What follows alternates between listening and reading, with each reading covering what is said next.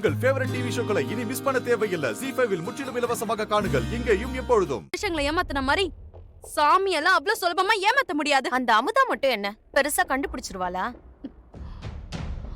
அந்த இடத்துல அவ உறுதியா கண்டுபிடிப்பேன்னு சொல்லும்போது நான் மட்டும் அமைதியா இருந்தா நான் அங்கேயே தோத்த மாதிரி ஆயிடாதா? அதான் நானும் பதிலுக்கு சவால் விட்டேன்.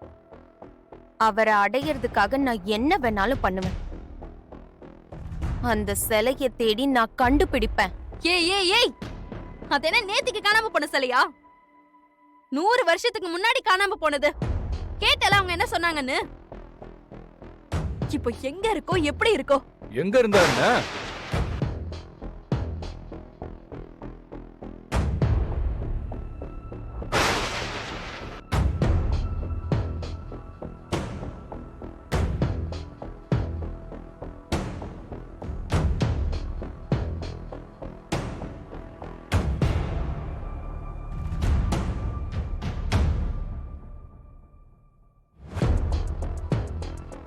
அந்த சிலை எங்க இருந்தான்னு எப்படி இருந்தான்னு மாயா கைக்கு கிடைக்கலன்னா அது அந்த அமுதா கைக்கும் கிடைக்காது. பொழுது சாயிற வரைக்கும் நம்ம பொறுத்திருந்து அமுதா என்ன பண்றான்னு பார்ப்போம். நீயும் ஒரு பக்கம் தேடுற மாதிரி ஆக்ட் கொடு. அவ கைக்கு கிடைக்கலன்னு ஆனதுக்கு அப்புறம் நம்ம போலியா ஒரு அம்மனை கொண்டாந்து இதுதான் 125 வருஷத்துக்கு முன்னாடி காணாம போன பேச்சு அம்மன்னு சொல்லுவோம். யாருக்கு என்ன தெரிய போகுது? அந்த அம்மன் சிலைய நேர்ல பார்த்த எவனும் இப்போ ஊருக்குள்ள உசுரோட இல்ல. அப்புறம் என்ன, நாம என்ன சொல்றோமோ அதத்தான் இந்த ஜனம் நம்பும்.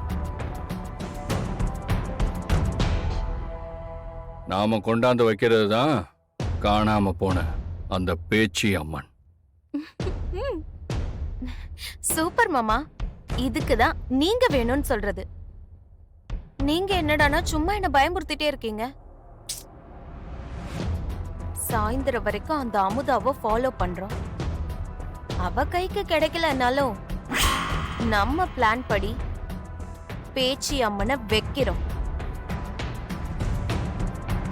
நான் தான் அன்னலட்சுமி மருமகன்னு இன்னும் ஸ்ட்ராங்கா நிரூபிக்கிறேன்.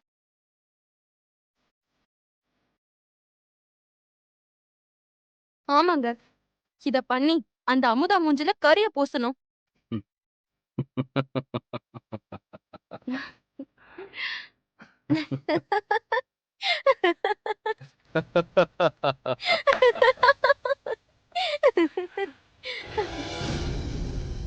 அம்மா அமுதா, அந்த சிலை காணாம போய் பல வருஷங்கள் ஆகுதும்மா.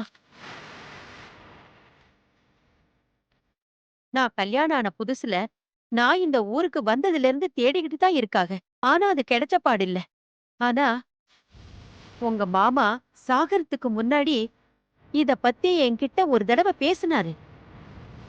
அது எங்க இருக்குன்னு எனக்கு தெரியும்னு சொன்னாரு. அதுக்கப்புறம் அவரே நம்மளை விட்டு போயிட்டாரு. யாராலையும் பல வருஷமா தேடியும் கண்டுபிடிக்க முடியாத சிலைய நீ எங்கேன்னு போய் கண்டுபிடிப்பமா? அத்தை, நான் உங்க மருமகன்னு உங்களுக்கு நல்லாவே தெரியும். அந்த சாமிக்கும் தெரியும். இன்னைக்கு அந்த அம்மனை கண்டுபிடிச்சு இந்த ஊருக்கும் நான் கண்டிப்பா நிரூபிப்பேன். நல்லவங்க கஷ்டத்தை போக்க கடவுள் நேர்ல காட்சி தரும்னு சொல்லுவாங்க. அது உண்மைனா ஏன் முன்னாடியும் அந்த சாமி வரும்ல? அப்போ அது எங்க இருக்குங்கிற உண்மையும் தெரிய வரும்ல?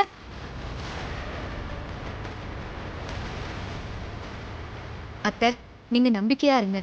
நான் சாமியை வேண்டிட்டு கிளம்புறேன்.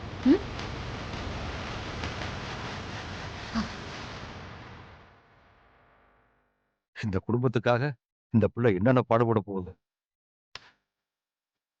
ஐயனாரப்பா, என் மருமகளுக்கு நீதான் துணையா இருக்கணும்பா.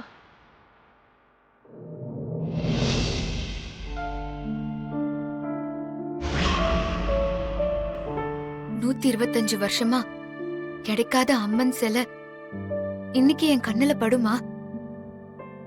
எங்க இருக்குன்னே தெரியாத சிலைய நான் எந்த பக்கமா தேடி போவேன்?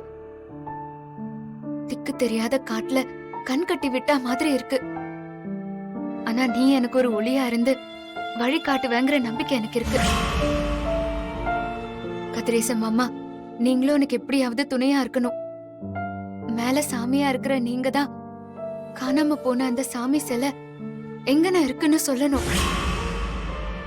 போலியா பொய் சொல்லி வீட்டுக்குள்ள வந்தவள பொய்யானவன்னு இந்த ஊர் நம்பணும். நான் தான் உங்க மருமகன்னு நான் நிரூபிக்கணும். எனக்கு நீங்க தான் ஒரு வழியை காட்டணும்.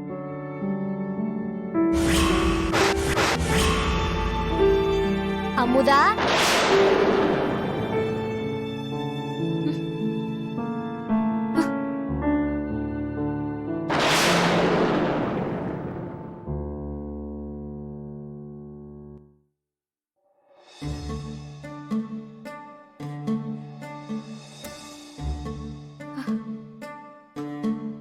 மாமா,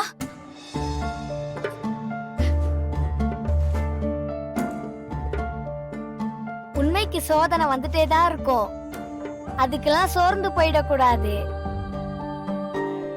போராடணும், போராடிட்டே இருக்கணும். நீ தோத்து போவ, இந்த மாமா விட மாட்டேன். உனக்கு அந்த பேச்சிய மசாலை எங்க இருக்குன்னு தெரியணும், அம்புட்டு தானே? அத நான் உனக்கு சொல்றேன்.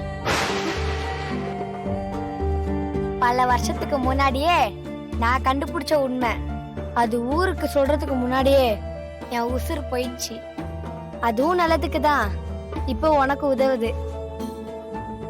வெள்ளத்துல அடிச்சிட்டு போன சிலை எங்கேயும் போல.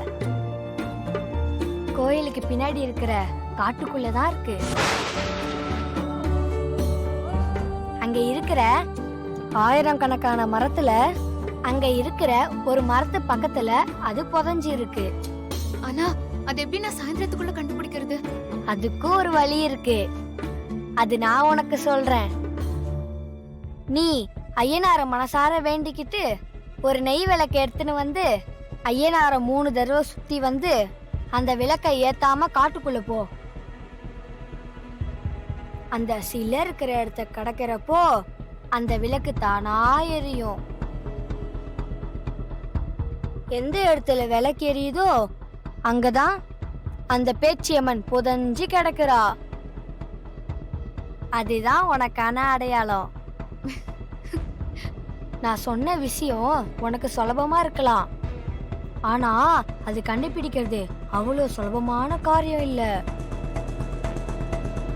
யார் அதை எடுத்துட்டு போனாலும் அந்த விளக்கு எரியாது. தெய்வ சக்தியும் உண்மையும் இருக்கணும். அந்த விளக்க ஒரு உத்தமி எடுத்துட்டு போனாதான் அந்த விளக்கு எரியும். உன்னால முடியும். அதனாலதான் உன்கிட்ட சொல்றேன்.